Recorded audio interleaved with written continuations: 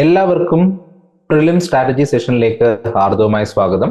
നമ്മൾ ഇന്ന് ഡിസ്കസ് ചെയ്യാൻ പോകുന്നത് കറണ്ട് അഫയേഴ്സിനെ പറ്റിയിട്ടാണ്.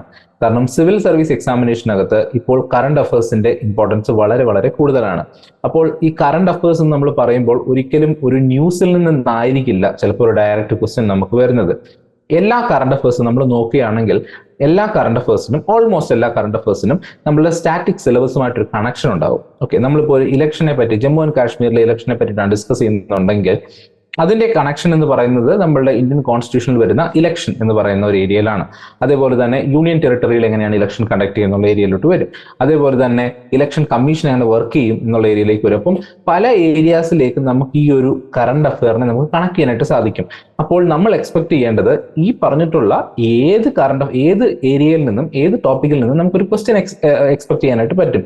അതുകൊണ്ട് തന്നെ കറണ്ട് അഫയേഴ്സ് നമ്മൾ പ്രോപ്പറായിട്ട് നോക്കി മനസ്സിലാക്കുകയാണെങ്കിൽ വളരെ ഇമ്പോർട്ടൻ്റ് ആയിട്ടുള്ള കറണ്ട് അഫയേഴ്സിലൂടെ നമുക്കൊന്ന് പോകാൻ സാധിക്കുകയാണെങ്കിൽ ഏകദേശം കുറേ ക്വസ്റ്റ്യൻസ് നമുക്ക് പ്രെഡിക്റ്റ് ചെയ്യാനായിട്ട് സാധിക്കും. ഈ ക്വസ്റ്റ്യൻസ് എന്ന് പറയുമ്പോൾ പ്രോപ്പറായിട്ട് ലൈൻ ബൈ ലൈൻ ക്വസ്റ്റ്യൻ എന്താണെന്നല്ല, പക്ഷേ ആ ടോപ്പിക്ക് ഏതൊരു ഏരിയയിൽ നിന്നാണ് ക്വസ്റ്റ്യൻസ് വരുന്നത് എന്നുള്ള കാര്യം നമുക്ക് കൃത്യമായിട്ട് പ്രെഡിക്റ്റ് ചെയ്യാനായിട്ട് സാധിക്കും.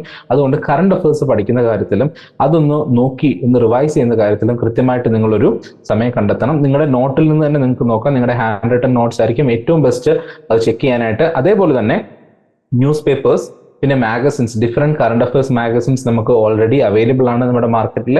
അപ്പൊ അങ്ങനെയുള്ള മാഗസിൻസ് നമുക്ക് ഡിപ്പെൻഡ് ചെയ്യാവുന്നതാണ്. പിന്നെ PIB വെബ്സൈറ്റ് വളരെ വളരെ ഇമ്പോർട്ടൻ്റ് ആണ്. അപ്പൊ ഇത് ചെയ്യുമ്പോൾ നിങ്ങൾ ശ്രദ്ധിക്കേണ്ട ഒരു കാര്യമുണ്ട്. ഈ PIB വെബ്സൈറ്റിലായാലും നമ്മളുടെ മാഗസിൻസിലായാലും ഒക്കെ ചിലപ്പോൾ പലപ്പോഴും ചാർട്ടുകളും ഗ്രാഫുകളും പൈ ചാർട്ടും ഒക്കെ കൊടുക്കാറുണ്ട്. അതിനകത്ത് കൂടുതലും ഫാക്ട്സ് ആൻഡ് ഫിഗേഴ്സ് ആയിരിക്കും അവർ ഡിസ്കസ് ചെയ്യുന്നത്. അങ്ങനെയുള്ള കാര്യങ്ങൾ നിങ്ങളെ ഒരുപാട് ഹെൽപ്പ് ചെയ്യും. പ്രിലിംസ് എക്സാമിനേഷന് വേണ്ടി മാത്രമല്ല, കൂടുതലായും മെയിൻസ് എക്സാമിനേഷന് വേണ്ടിയിട്ടാണ് ഹെൽപ്പ് ചെയ്യുന്നത്. എങ്കിലും പ്രിലിംസിലും അതിന്റെ ആപ്ലിക്കേഷൻസ് വരാറുണ്ട്. അപ്പോൾ അങ്ങനെയുള്ള ഫാക്ച്വൽ ആയിട്ടുള്ള ഇൻഫർമേഷനും ഗ്രാഫിക്കൽ റെപ്രസെന്റേഷനും ഒക്കെ നിങ്ങൾ കൃത്യമായിട്ടൊന്ന് നോക്കി വെക്കേണ്ടതാണ്. സോ കറണ്ട് അഫയേഴ്സിന് അത്രമാത്രം ഇമ്പോർട്ടൻസ് ഉണ്ട്. നിങ്ങൾ കഴിഞ്ഞ വർഷവും അതിന്റെ മുമ്പിലത്തെ വർഷവും ഒക്കെ നോക്കുകയാണെങ്കിലും കൂടുതൽ ക്വസ്റ്റ്യൻസും ഈ സ്റ്റാറ്റിക്കിൽ കാണുന്ന കൂടുതൽ ക്വസ്റ്റ്യൻസും വരുന്നത് കറണ്ട് അഫെയർ നടന്നിട്ടുള്ളത് കൊണ്ടും അതുമായിട്ട് ഇതിനെ കണക്ട് ചെയ്യാൻ പറ്റുന്നത് കൊണ്ടുമാണ് പലപ്പോഴും ഈ ക്വസ്റ്റ്യൻസുകൾ വരാറുള്ളത്. സോ കറണ്ട് അഫയേഴ്സിന് വളരെയധികം ഇമ്പോർട്ടൻസ് കൊടുത്തുകൊണ്ട് തന്നെ ഇനിയും പഠിക്കേണ്ടതാണ്.